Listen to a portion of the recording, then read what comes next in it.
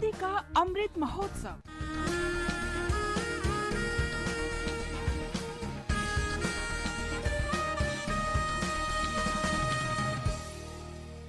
आजादी का सफर आकाशवाणी के संग। भारत का शानदार स्वाधीनता संघर्ष आधुनिक विश्व के महानतम संघर्षों में से एक है। आकाशवाणी से हम आपके लिए रोजाना ला रहे हैं इस शानदार संघर्ष की झलक।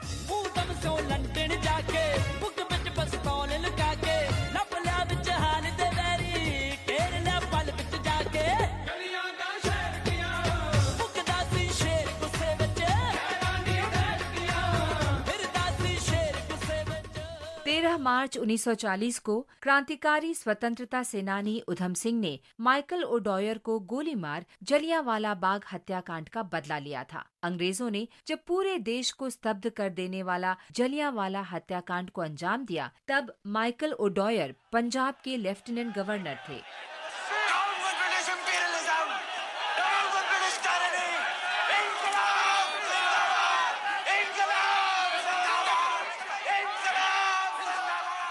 जलियांवाला हत्याकांड के समय उधम सिंह केवल 19 वर्ष के थे। उन्होंने नरसंहार के पीड़ितों के लिए राहत कार्यों में मदद की थी। इस जघन्य घटना ने उधम सिंह के युवा मन को झकझोर दिया था और उन्होंने ठान लिया था कि वे माइकल ओडॉयर से इस क्रूर घटना का बदला लेंगे। उन्होंने सही समय का इंतजार किया। वे अन्य भारतीय क्रांतिकारियों में शामिल हो कई देशों का दौरा किया और अंत में लंदन गए। उन्होंने शेर सिंह और राम मोहम्मद सिंह आजाद सहित कई उपनामों का इस्तेमाल किया। 1920 में अफ्रीका गए और 1924 में अमेरिका पहुंचने में कामयाब रहे। अमेरिका में उधम सिंह ने गदर पार्टी के साथ घनिष्ठ संबंध बनाए और प्रवासी भारतीय संघ की स्थापना में मदद की। 1927 में वे 2 दर्जन से अधिक सहयोगियों और हथियारों के जखीरे के साथ भारत लौटे। कुछ ही समय बाद उन्हें गिरफ्तार कर लिया गया और आर्म्स एक्ट के तहत 5 साल के लिए जेल भेज दिया गया। अक्टूबर 1931 में जेल से रिहा होने के बाद उधम सिंह ने कुछ समय के लिए अपने को सुर्खियों से परे रखा। थोड़े समय बाद उन्होंने फिर से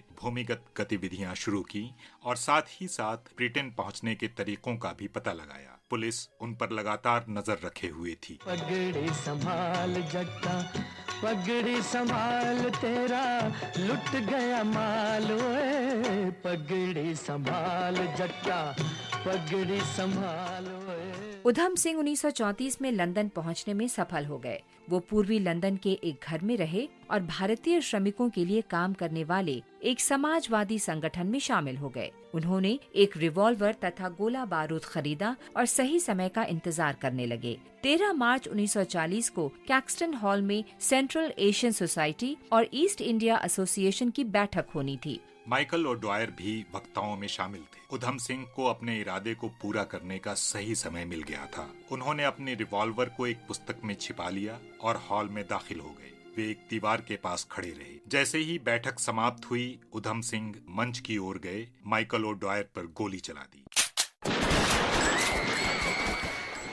माइकल ओडॉयर की मौके पर ही मौत हो गई और 2 अन्य ब्रिटिश अधिकारी घायल हो गए। उधम सिंह ने भागने की कोशिश नहीं की और उन्हें तुरंत गिरफ्तार कर लिया गया। उन्हें जल्द ही दोषी ठहराया गया और मौत की सजा सुनाई गई। मुकदमे के दौरान उधम सिंह ने दहाड़ लगाई। माइकल ओडॉयर इसका हकदार था। वो असली अपराधी था। उसने मेरे लोगों को कुचला, इसलिए मैंने उसे कुचल दिया।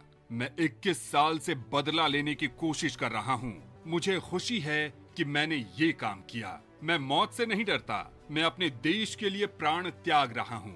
भारत में ब्रिटिश शासन से मैंने अपने लोगों को भूख से मरते देखा है। मैंने उनका विरोध किया। ये मेरा कर्तव्य था। मातृभूमि की खातिर मुझे मौत से बड़ा सम्मान और क्या दिया जा सकता है।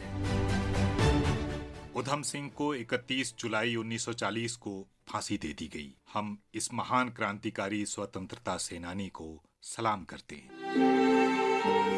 हम स्वतंत्रता सेनानी बुरगुला रामकृष्ण राव को भी याद करते हैं, जिनका जन्म 13 मार्च 1899 को कलवा कुर्ती में हुआ था, जो अब तेलंगाना में है। राव को हैदराबाद रियासत के निजाम के खिलाफ उनके संघर्ष के लिए जाना जाता है।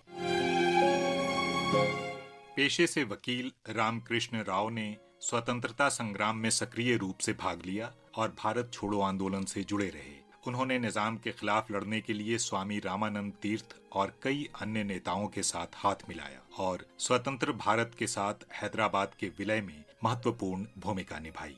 1952 में हुए पहले विधानसभा चुनाव में वो शादनगर निर्वाचन क्षेत्र से चुने गए और हैदराबाद राज्य के पहले मुख्यमंत्री बने। राव ने 1956 से 1960 तक केरल के पहले राज्यपाल और 1962 तक उत्तर प्रदेश के राज्यपाल के रूप में कार्य किया। वे 14 सितंबर 1967 को अपनी मृत्यु तक लोगों की भलाई के लिए काम करते रहे।